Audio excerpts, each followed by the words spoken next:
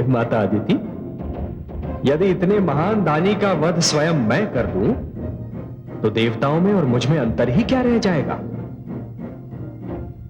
बलि दानी है, यशस्वी है, प्रजा में लोकप्रिय है, महान है।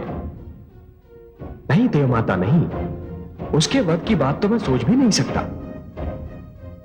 तो फिर मेरे पुत्रों का उद्धार कैसे होगा? वो आप मुझ पर छोड़ दीजिए देव माता। बलि ने केवल एक ही भूल की है, मानव लोक पर आक्रमण करने की, जिसका दंड उसे अवश्य मिलेगा। आप जाइए माता, निश्चिंत होकर जाइए। बहुत शीघ्र मैं आपकी कोख से वामन अवतार बनकर जन्म लूंगा। कोटि कोटि धन्यवाद सर्वेश्वर, कोटि कोटि प्रणाम हे माता लक्ष्मी। मैं धन्य हो गई।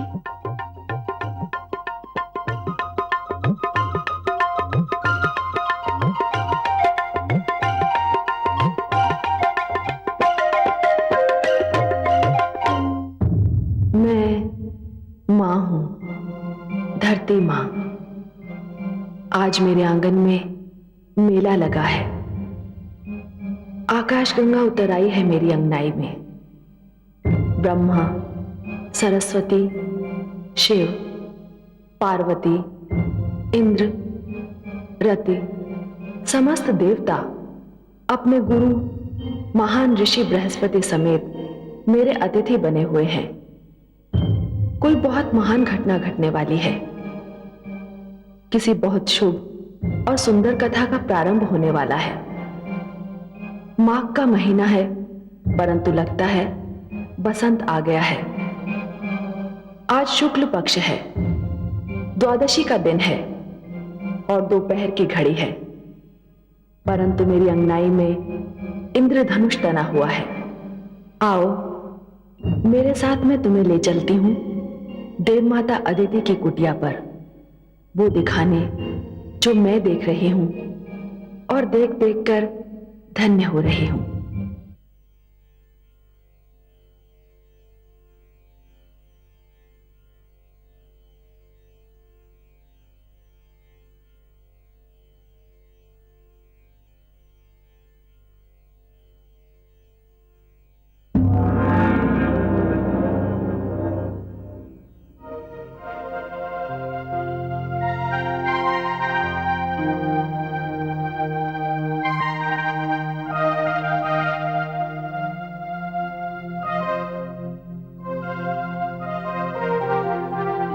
हे सृष्टि के रचयिता, हे आदि प्रजापति, हे ब्रह्मा, आपका देवी सरस्वती का स्वागत है।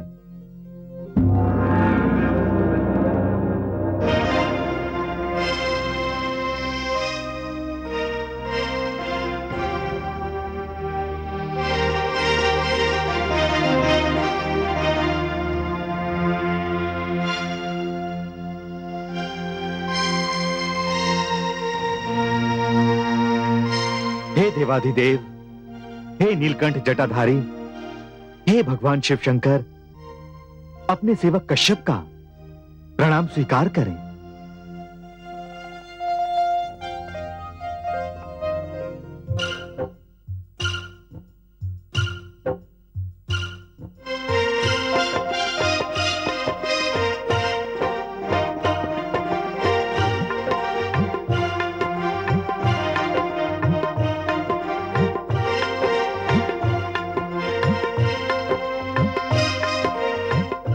हे गुरुदेव बृहस्पति, आपको कोटि कोटि प्रणाम।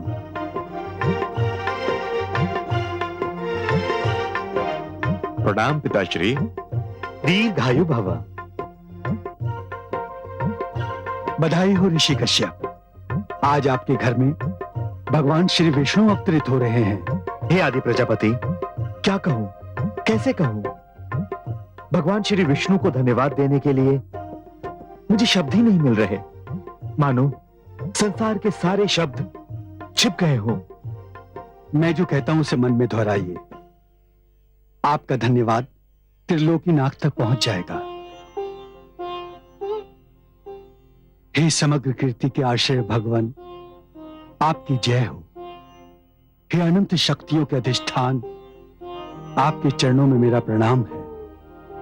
ब्रह्मण्य देव, हे त्रिगुणों के नियामक, आपके चरणों में मेरा बारंबार प्रणाम है।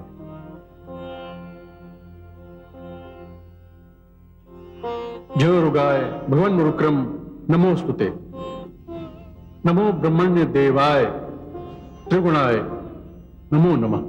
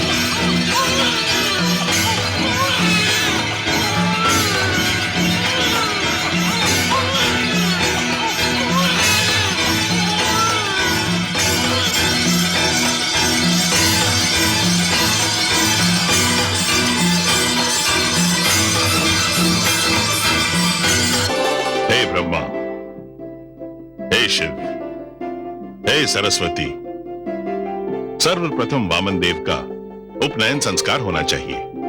हे देवगुरु, ये उपनयन क्या है? ये कौन सा नयन है और इसकी महत्ता क्या है?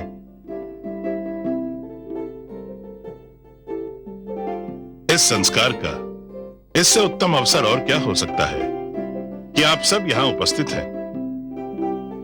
उपनयन में बटे हुए धागे के 6 फेरे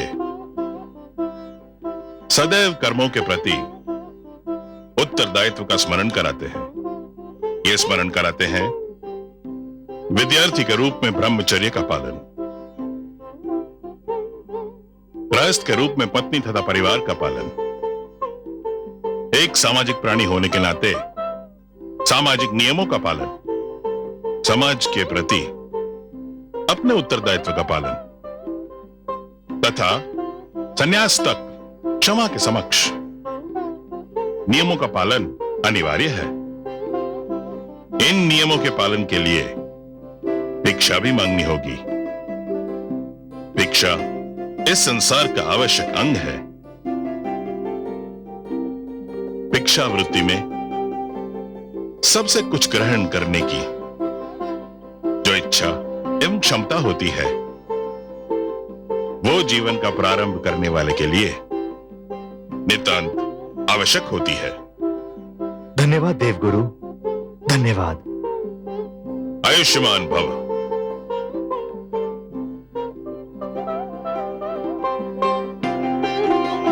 हे जगदीश्वर, बाहर पधारिए।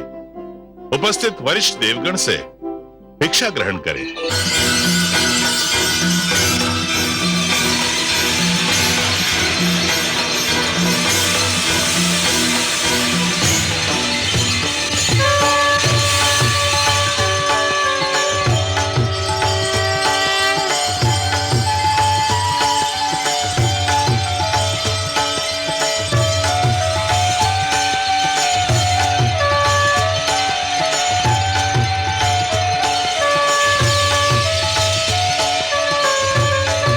माता, हे जननी, मेरी वंदना स्वीकार कीजिए। मैंने अपना वचन निभाया है माता। मैं आपके पुत्र के रूप में जन्म ले चुका हूं।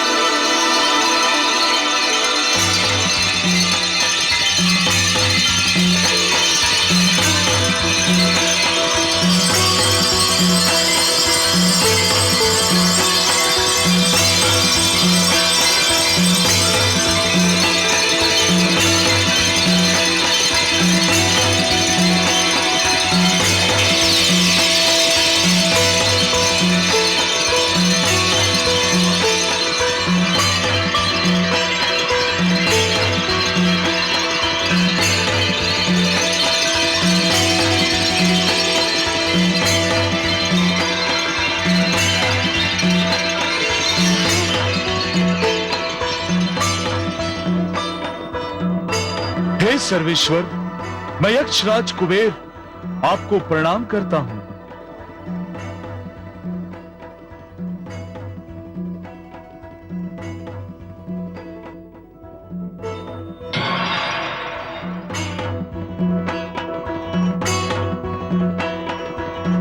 मेरी ओर से भिक्षा पात्र स्वीकार कीजिए।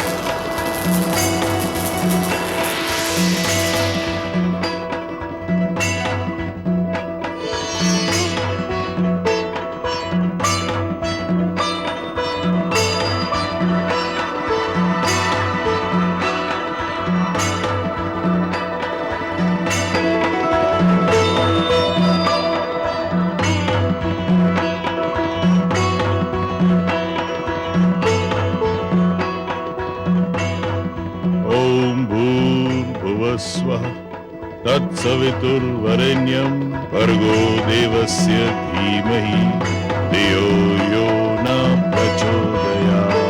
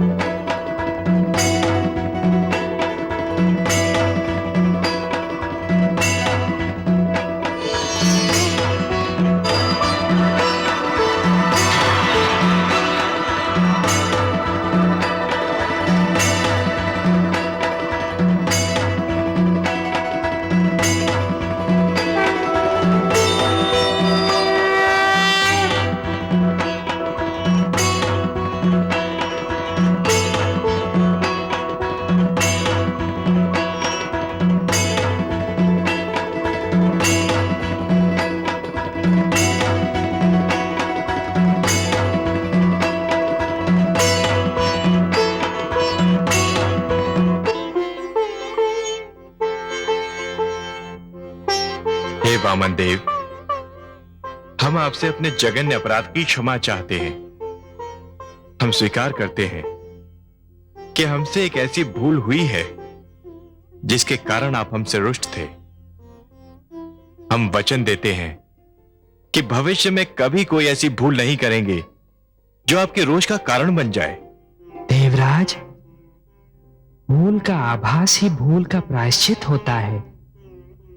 जिस प्रकार निर्मल जल वस्त्र पर जमे हुए मैल को धो देता है, उसी प्रकार भूल का आभास और भूल की स्वीकृति आत्मा को स्वच्छ बना देती है। अपराध की क्षमा यदि सच्चे मन से मांगी जाए देवराज, तो आत्मा का बोझ हल्का हो जाता है। हे सर्वेश्वर, मैं समस्त देवताओं की ओर से सच्चे मन से क्षमा याचना करता हूं।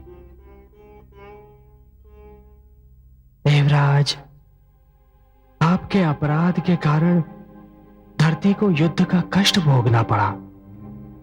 निर्दोष मानव की निर्मम हत्या हुई। जीव हत्या सबसे बड़ा पाप है देवराज, जो युद्ध के नाम पर किया जाता है। देवराज, माता अदिति के गर्भ से जन्म लेने के कारण मैं बाप का अनुज हूं। मुझे उस महान सुख का आभास हो रहा है जो केवल किसी माता की कोख से जन्म लेने के कारण ही मिलता है। ये महानतम आनंद है सृष्टि का देवराज। ये सृष्टि का महानतम आनंद है। इस आनंद के कारण और आप सबके पश्चाताप के कारण मैं आपको क्षमा प्रदान करता हूं। हे त्रिलोकीनाथ, हे पद्मनाभ, आपको कोटि कोटि धन्यवाद। आपका धरती पर अवतरण संपूर्ण जगत के लिए कल्याणकारी सिद्ध होगा। अब जिस रूप में भी दिखाई दे, वही रूप सुंदर और महान है। आपका यह वामन रूप भी अत्यंत मनोहर है। धन्यवाद देवराज, परंतु इस बार मैं स्वयं धरती पर भिक्षा मांगने आया हूं। भिक्षा मांगने? हाँ देवराज, भिक्षा मांगने, एक भिक्षुक बनकर।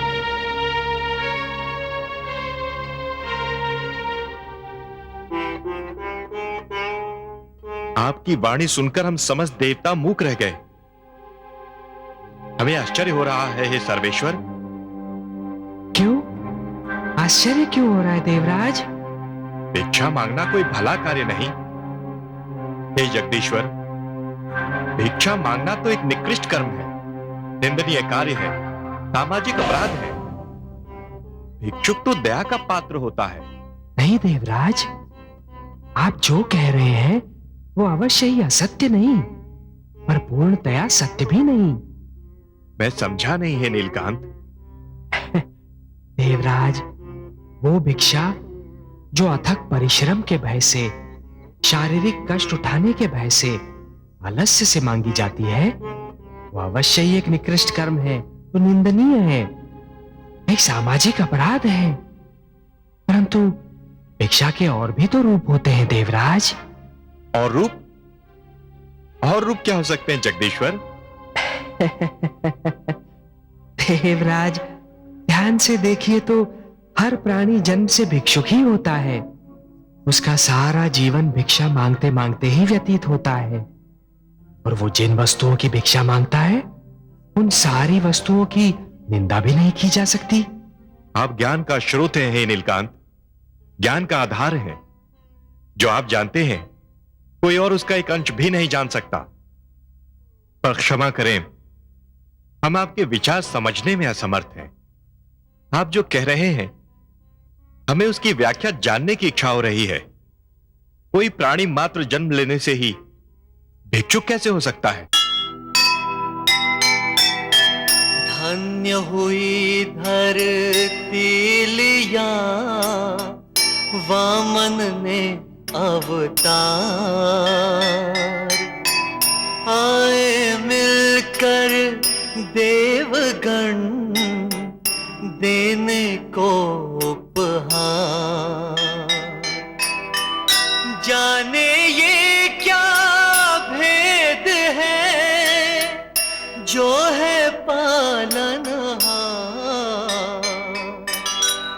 धरती पर उतरा वही बनकर मांगनहार, बनकर मांगनहार।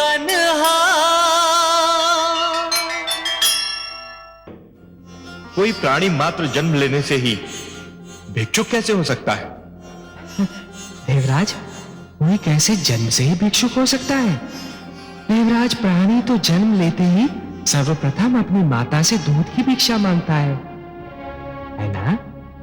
फिर जैसे ही आयु बढ़ती है अपने पिता से सुरक्षा की भिक्षा मांगता है। एक शिष्य के रूप में अपने गुरु से ज्ञान और विद्या की भिक्षा मांगता है। नई पीढ़ियां पुरानी पीढ़ियों से उनके अनुभव की भिक्षा मांगती हैं। पौधे जड़ की सुरक्षा के लिए जल से, तने की सुरक्षा के लिए वायु से और फल फूलों की वृद्धि के लिए प्रकाश से भिक्षा मांगते हैं। क्या ये सत्य नहीं है देवराज? धन्य है वासुदेव, धन्य है आप। कितनी ज्ञानवर्धक और मनमोहक बातें हैं आपकी। आपने तो भिक्षा के अर्थ ही बदल दिए। देवराज, पुष्प के निकट जाए बिना इसका निर्णय नहीं किया जा सकता कि उसमें सुगंध है या दुर्गंध। तालाब के निकट जाए बिना इसका निर्णय नहीं हो सकता कि उसका जल पीने योग्य है या नहीं। और उसी प्रकार किसी भी वस्तु को ध्यान से देखे बिना इसका निर्णय नहीं हो सकता देवराज कि उस वस्तु में गुण है या अवगुण। देवराज, हर वो भिक्षा महान है जो ज्ञान में वृद्धि करती है। और अभी तो आपने स्वयं मुझे भिक्षा मांगते देखा। आपने हमारे नेत्र खोल दिए त्रिलोकीनाथ। भिक्षा सदैव शीश नवाकर मांगी जाती है देवराज। सिर का झुकना मन और मस्तिष्क में भरे हुए अहंकार की मृत्यु की घोषणा है। अहंकार जो प्राणी का सबसे महान वैरी है देवराज। और यदि इस वामन रूप में मैं भिक्षा मांगूंगा तो एक आदर्श प्रस्थापित होगा। मानव यह समझ पाएगा कि भिक्षा का सही अर्थ क्या है। क्योंकि यदि मैं भिक्षा मांगूंगा तो केवल मानव कल्याण के लिए, जगत कल्याण के लिए, जो कि मेरा लक्ष्य है।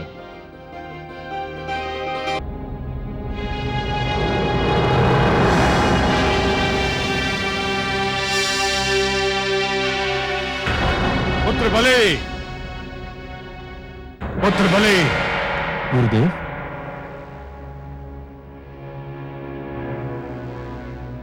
प्रणाम गुरुदेव। क्या बात है, आप इतने चिंतित और व्याकुल क्यों उठे? मुझसे कोई प्रश्न मत पूछना वत्स। मेरे पास प्रश्नोत्तर का तनिक भी समय नहीं है। जो कुछ मैं कह रहा हूं उसे ध्यान से सुनो और उसका पालन करो। जो आज्ञा गुरुदेव। पुत्र, देवता तुम्हारे विरुद्ध षड्यंत्र रच रहे हैं। षड्यंत्र? परंतु कैसा षड्यंत्र? मैंने कहा ना, मेरे पास प्रश्नोत्तर का समय नहीं है। केवल इतना जान लो कि मैं उनके षड्यंत्र को सफल नहीं होने दूंगा। परंतु इसके लिए तुम्हें इसी समय मेरे साथ चलना होगा। जो आज्ञा गुरुदेव। परंतु मुझे कहां चलना होगा, क्या करना होगा? तुम्हें सबसे पहले मेरे साथ चलकर अश्वमेध यज्ञ की घोषणा करनी होगी। मुझे विश्वास है लोक में किसी के पास इतना साहस नहीं है कि वो तुम्हारे अश्व को रोक सके।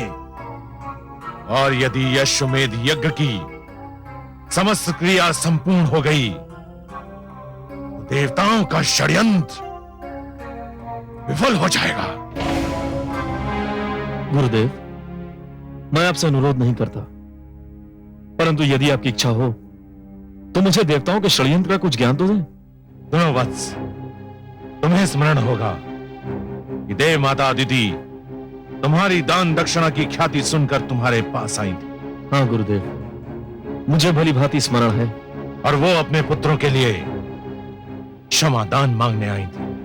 मुझे इस बात का भी अनुमान है।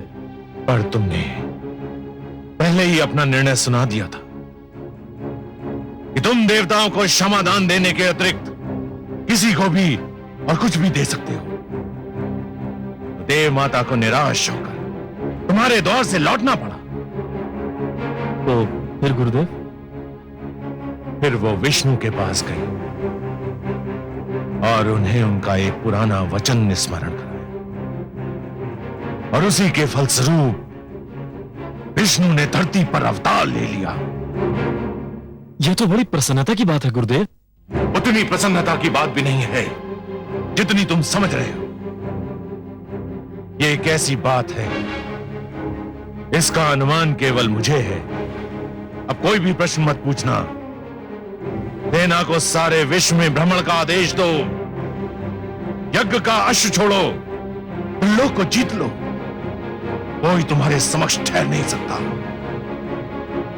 मैं सफलता के इतने उच्च शिखर पर पहुंचकर फिसलना और गिरना नहीं चाहता वत्स। अब एक क्षण भी नष्ट करना महापाप होगा। ये मेरी आज्ञा है, ये मेरा आदेश है। गुरुदेव, आपकी आज्ञा का भी और इसी समय पालन किया जाएगा। यज्ञ का अश्व अभी छोड़ा जाएगा।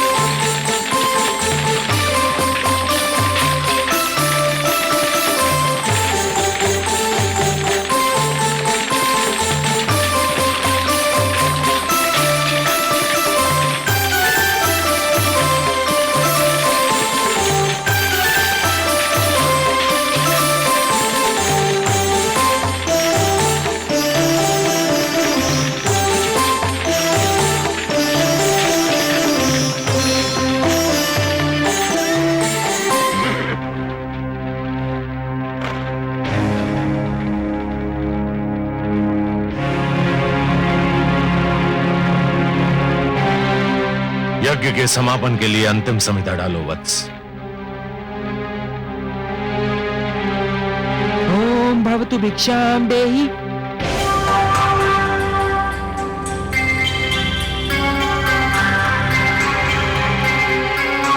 कहां जा रहे हो वत्स? यज्ञ समापन के अंतिम क्षण है ये। पूर्ण आहुति डालो।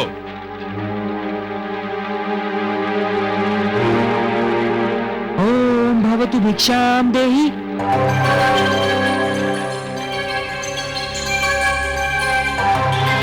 बैठ जाओ वत्स, तुम यज्ञ छोड़कर कहीं नहीं जाओगे। भिक्षाम देहि राजन।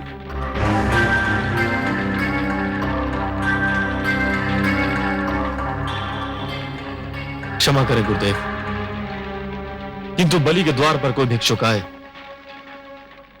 और उसे भिक्षा के लिए दूसरी बार भी गुहार करनी पड़े तो बलि की दानी वृत्ति को 100 बार धिक्कार है। अब मैं नहीं रुक सकता। वत्स, रुक जाओ वत्स, रुक जाओ।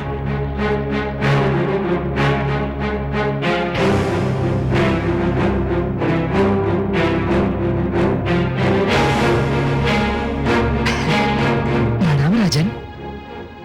प्रणाम ब्राह्मणदेव। कहिए, क्या चाहिए आपको? राजन, मैं तो एक साधारण ब्राह्मण हूँ और एक ब्राह्मण भिक्षा के अतिरिक्त और क्या चाह सकता है? क्या भिक्षा चाहिए आपको? स्वर्ण, गोधन, गजधन, हीरे, मोती? नहीं राजन, मुझे इनमें से कुछ भी नहीं चाहिए। ब्राह्मणदेव, तो फिर जो भी आवश्यकता हो आपकी मेरे सामने व्यक्त कीजिए। यदि मेरे वश में हुआ तो मैं उसे पूरा करने में तनिक भी संकोच नहीं करूंगा। राजन, राजन, मुझे तो केवल 3 पग भूमि चाहिए।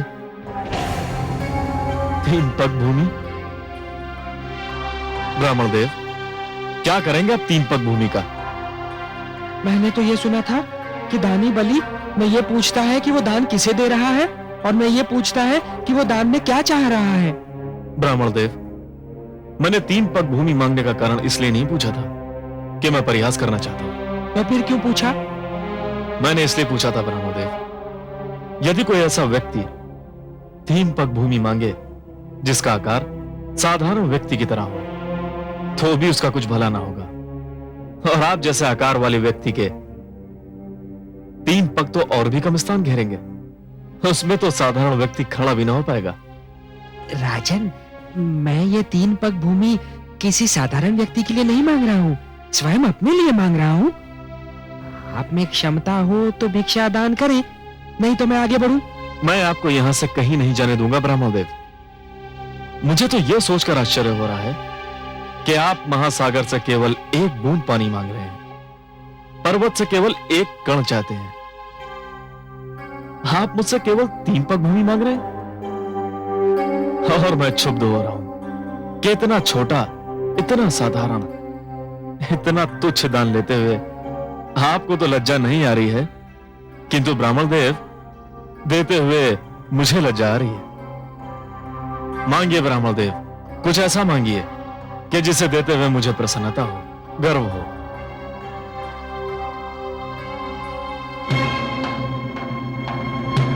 राजन, मुझे तो केवल 3 पग भूमि चाहिए।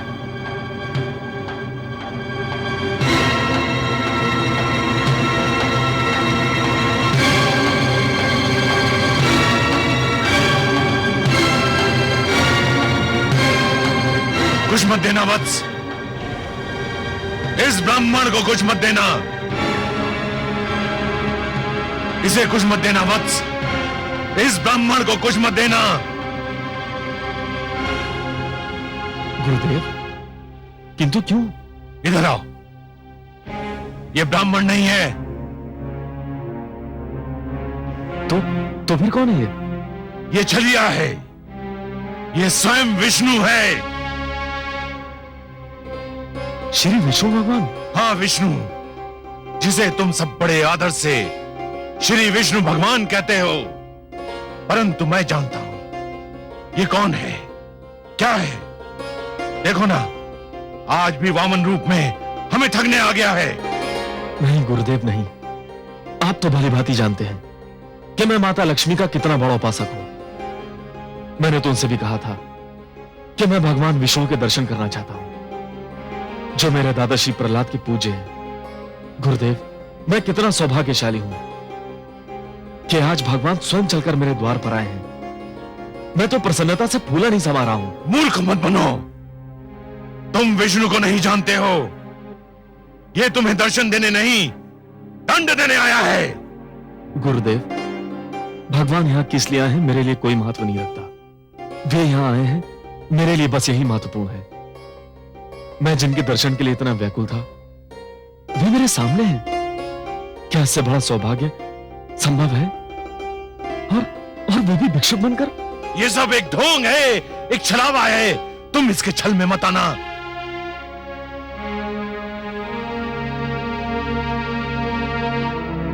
महाराज के विचार में यदि कोई परिवर्तन हुआ हो तो ये ब्राह्मण भिक्षा लिए बिना भी जा सकता है। राजन, नहीं भगवान, नहीं। तो फिर मेरी 3 पग भूमि? मैंने दे दी भगवान, मैंने दे दी। यूं नहीं महाराज, संकल्प लेना होगा। अवश्य।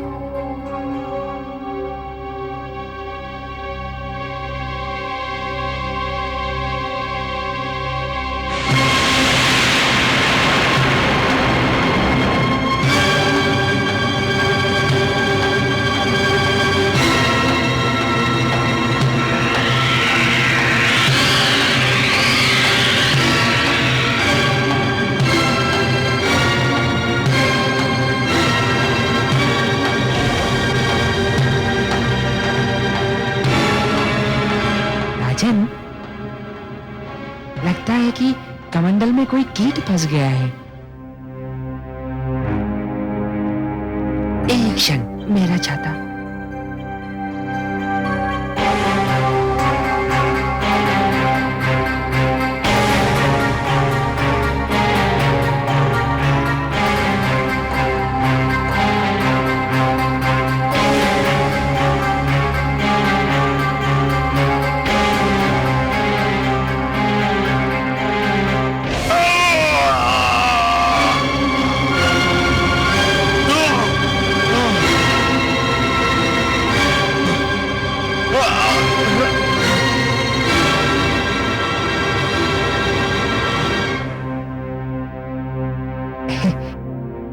राजन, कीट निकल गया।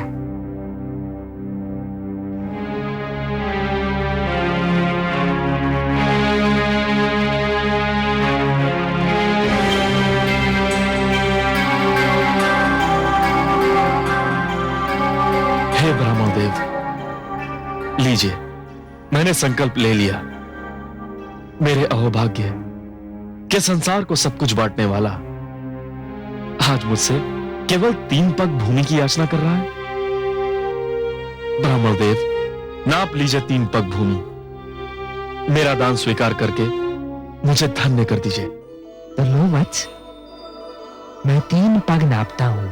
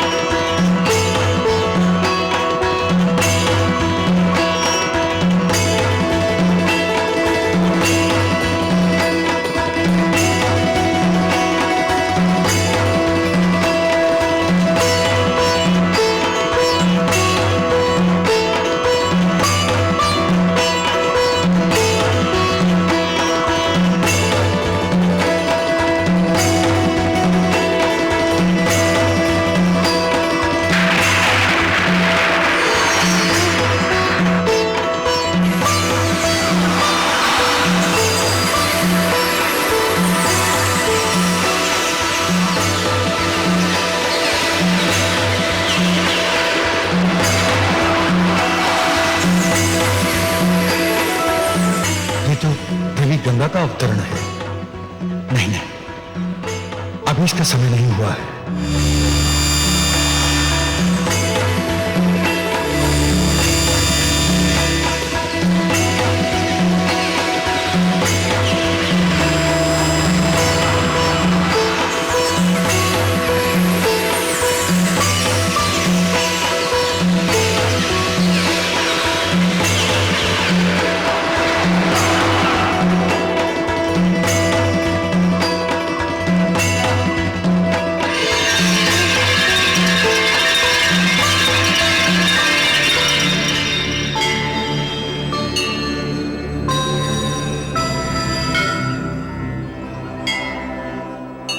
हे आदि प्रजापति, मुझे अपने कमंडल से मुक्त करने की कृपा कीजिए।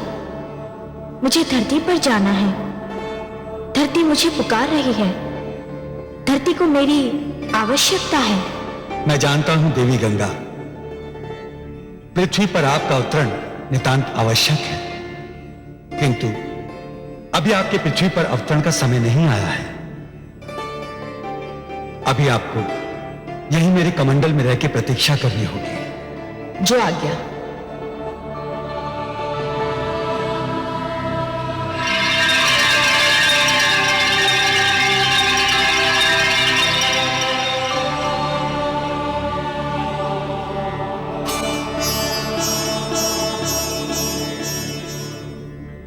हे बलि, मैंने पहला पग उठाकर समस्त धरती और पाताल को नाप लिया है। अब मैं दूसरा पग उठाने जा रहा हूं।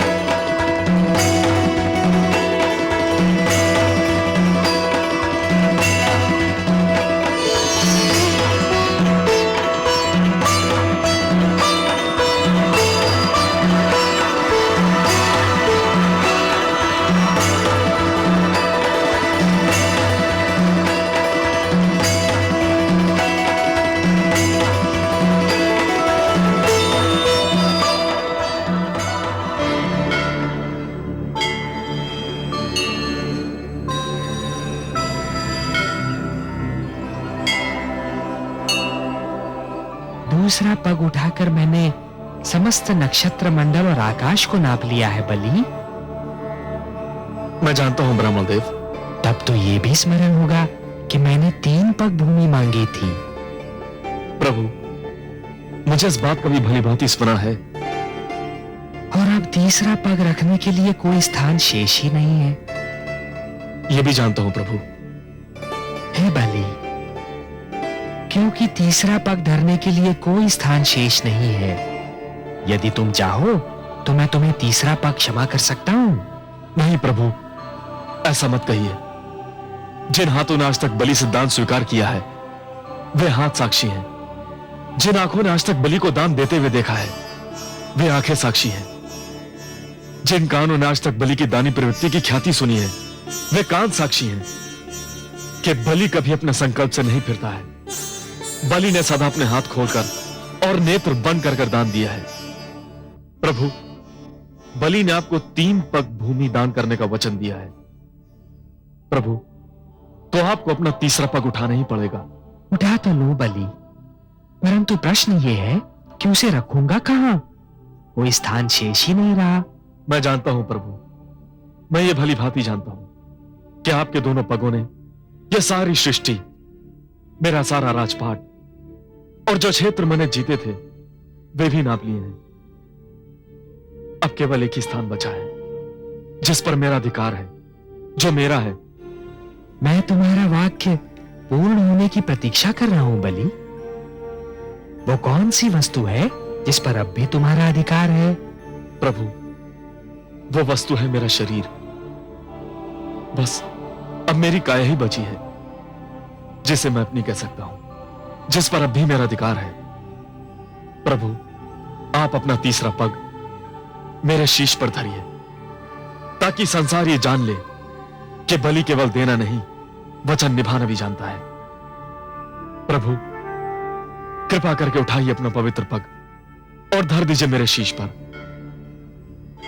प्रभु, यह मेरा आग्रह भी है, मेरा हट भी है और मेरी विनती भी है। हे बलि, यदि तुम्हारी यही इच्छा है और यदि तुम ये समझते हो कि इसी में तुम्हारा उद्धार है तो मैं ऐसा ही करूंगा।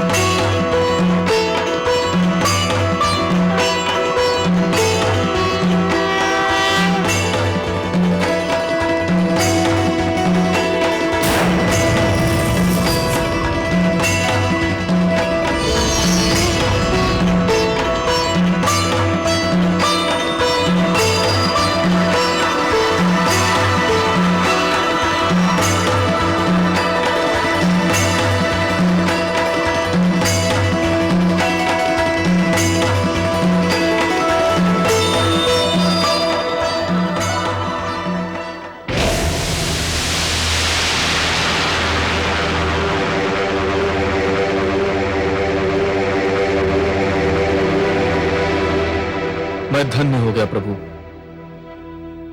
मैंने अपना वचन निभा दिया। हाँ बलि, तुमने अपना वचन निभाया तो सही, पर जानते हो कि यह सब मैंने क्यों किया? हे प्रभु, आपके अतिरिक्त आपकी लीला और कौन जान सकता है।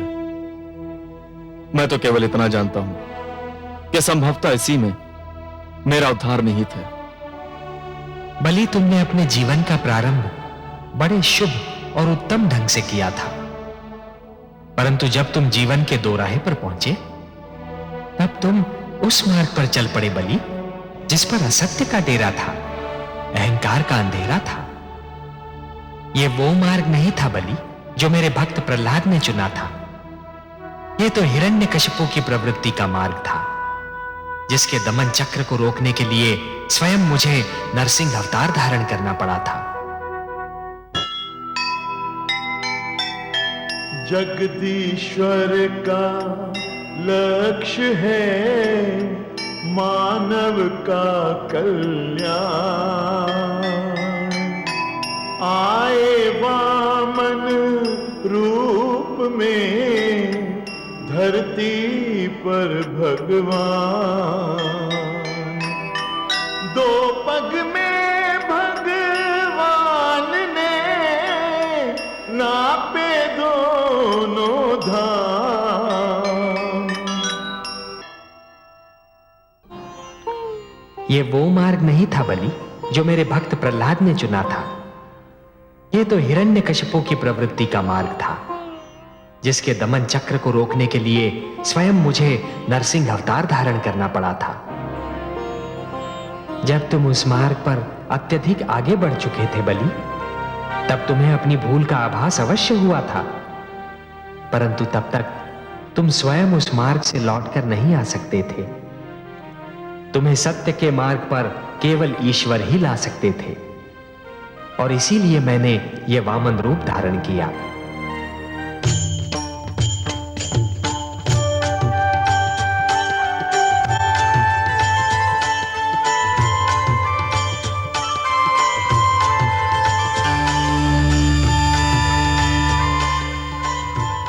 प्रणाम माता, आपकी जय हो। आयुष्मान भव वत्स।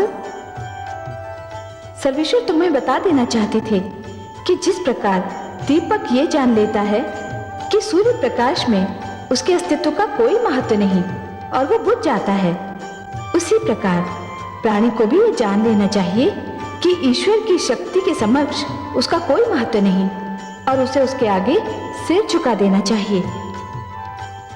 अब यह लक्ष्य पूरा हो चुका है, तुम्हें सत्य का ज्ञान हो चुका है। मेरा सिर झुक चुका है माते, और इसीलिए हम दोनों तुमसे अत्यंत प्रसन्न हैं। हे बलि, तुमने दान दीक्षा का एक ऐसा उदाहरण दे दिया है जो समस्त संसार के रहते भुलाया नहीं जा सकता। वत्स, तुमने अपनी प्रजा को न्याय दिया, परिवार को स्नेह दिया। बस एक भूल की तुमने, अपने क्रोध में अपनी सीमा भूल गए। बलि, जीवन का महानतम लक्ष्य सीमाओं का निर्धारण ही तो है। मैं तुमसे अपार स्नेह करती हूं। मैंने अपनी कृपा से तुम्हारे लिए भंडार का मुख खोल रखा था, क्योंकि तुम धन का सदुपयोग कर रहे थे। अब मेरा लक्ष्य पूर्ण हो चुका है और मैं तुम्हें क्षमा भी कर चुका हूं। अब मुझे क्षीर सागर लौटना है, परंतु जाने से पहले मैं तुम्हें तुम्हारा राज्य लौटा रहा हूं वत्स। यदि इसके अतिरिक्त भी तुम्हारी कोई और इच्छा हो तो व्यक्त करो, उसकी पूर्ति करने में मुझे आनंद ही होगा। केवल एक ही इच्छा है प्रभु। मैं नित्यदिन आप दोनों के दर्शन करना चाहता हूं।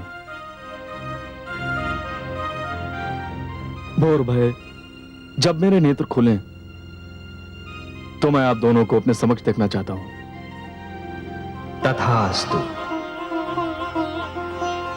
मैं तुम्हें वचन देता हूं वत्स कि जब तक तुम जीवित रहोगे, नित्य प्रातः मुझे अपने द्वार पर उसी तरह उपस्थित पाओगे जिस प्रकार तुम्हारे द्वारपाल रहते हैं। मैं तो सदैव तुम्हारे साथ हूं। तुम मेरे लाडले हो, सदैव मेरा आशीर्वाद तुम्हें प्राप्त रहेगा। जगदीश्वर, आपकी जय हो। हे माता, आपकी जय हो।